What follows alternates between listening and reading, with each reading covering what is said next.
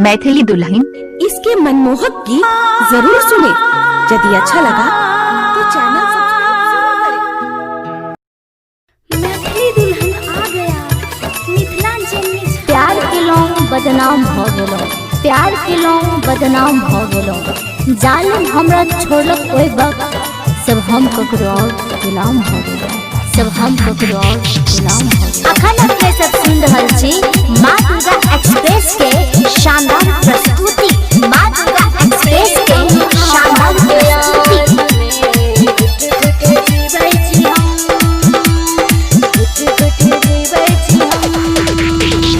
प्रीतम वहाँ के प्यार में घुट घुट जीवै छी, घुट घुट जीवै छी, घुट घुट जीवै छी। प्रीतम वहाँ के प्यार में घुट घुट जीवै छी। एको दिल में छै दू दू गो धड़कन। प्रीतम वहाँ के याद में घुट घुट जीवै छी हम। प्रीतम आहा के याद में घुट घुट जीवै छी हम। एगो दिल में छै दू दू गो धड़कन। प्रीतम आहा के याद में घुट घुट जीवै छी हम, घुट घुट जीवै छी हम। प्रीतम आहा के याद में,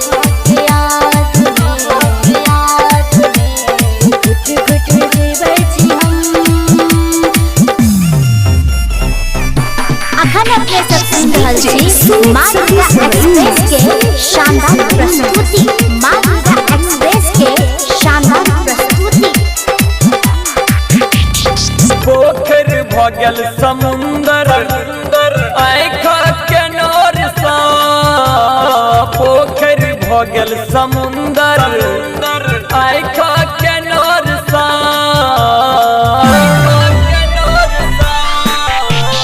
पोखर भ गेल समंदर, आँखक लोर सा। दिया बातिन मोनियो पिघले जना जना। प्रीतम अहाँ के याद में रहलो कोना कोना। प्रीतम अहाँ के याद में।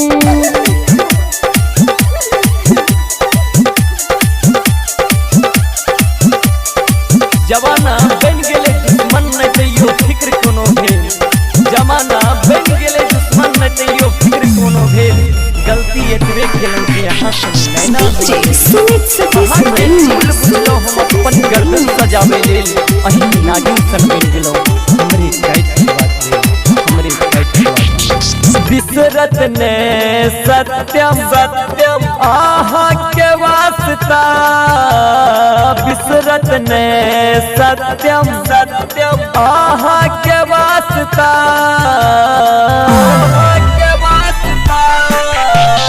छोड़ब नहीं सनम यो वादा जन्म के काके।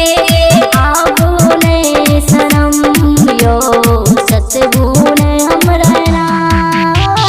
प्रीतम आहा के याद में जीलो कोना कोना। प्रीतम आहा के याद में।